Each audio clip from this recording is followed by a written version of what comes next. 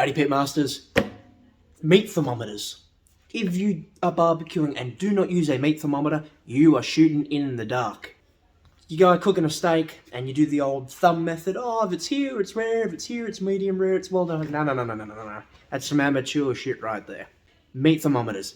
They ain't expensive if you want a cheap one. If you're a beginner, get an instant read. You can get a cheap one for $20 that takes a few more seconds to read, or you can spend a couple $100 and get an Inkbird or a Thermapen which reads in under a second. Whatever. Instant read, you put the probe into the meat, and within a couple of seconds, it's going to tell you the internal temperature of the meat. Very easy to find, all different price ranges to fit budgets. There's no excuse if you want to be a good barbecuer. Last thing you want is people coming over to your place for a barbecue, and you're cooking a steak, and they tell you they want medium rare, and it looks, and you go, oh yeah, it's about right, and you've either burnt it to a crisp, or it's blue. Come on, man, don't be that guy. And then, as you get into smoking and things, you can get like a wide thermometer, which is most common, most traditional.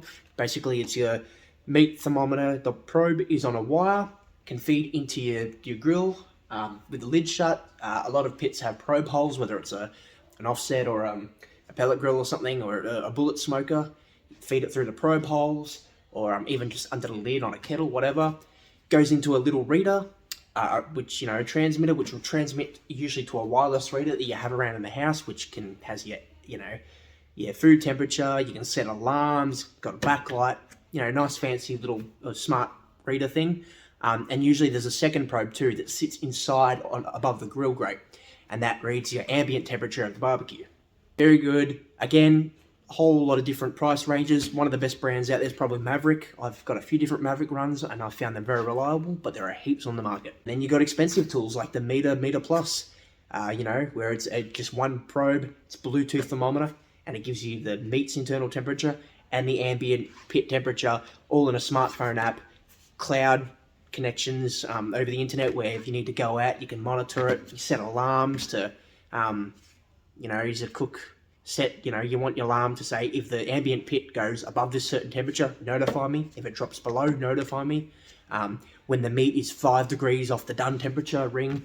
A lot of those wired ones do it too, but these wireless smart ones, especially like the Meter Plus, they are next level. Very cool phone interface where you can look at the app, you can see the graph of the cook, where the temperature of the meat and the ambient pit has fluctuated. Really good for really long, like overnight brisket cooks.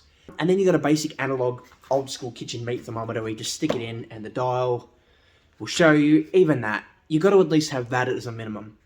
Snags and things like that, and little veggies, you don't need it. But if you're spending good money on like a good ribeye steak, I wouldn't be doing this method. If you can, but don't. Especially if you want to really make sure you cook it to perfection. Otherwise, you're shooting the shit and pissing in the wind.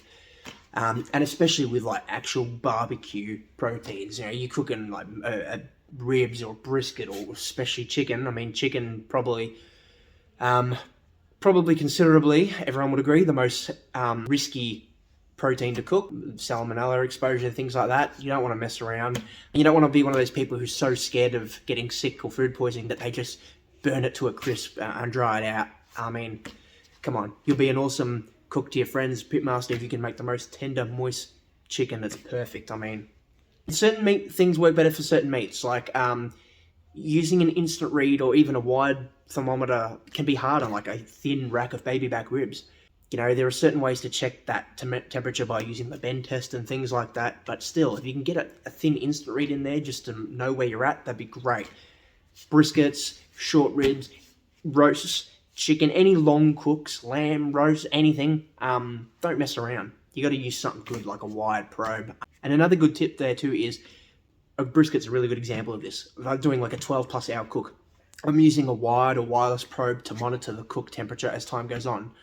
And then when it starts to get towards the end and I can see the internal temperatures getting towards where I want, somewhere between 190 and 205 degrees Fahrenheit internal, but that's just in the one spot where the probe is. Some other parts might be a little more done or a little less done. So then I'll get the instant read thermometer out and probe it in a few different spots. Oh, here might be only 185, that needs longer. Here might be 210, that's done. You can never get the balance just right. Some bits going to be a little more tender or done or underdone than others. But as long as you can get the entire bit of protein within that ballpark, then that's what you want. It's a bit of give and take. But the thing is, if you're doing a 12-hour cook and you ain't got a probe in there the whole time, at least sort of monitoring, what are you going to do every couple of hours? Just come and probe it with an Instaread. Oh, it's been 4 hours, 5 hours. Brisket could be anything. It could be 9 hours to 15 hours. It's not a time game. It's a when it's done game. And if you're constantly opening the lid to get an idea of a checkpoint on where you're at, you're going to ruin your fire and your smoke. And if you cook and you ain't looking. So for something like that, you want a thermometer through the entire time. And then as you get towards the end, you can start probing little areas to see if it probes like butter and see what the temp of the rest of the meat is like. So yeah, don't be a knob. Use a meat thermometer.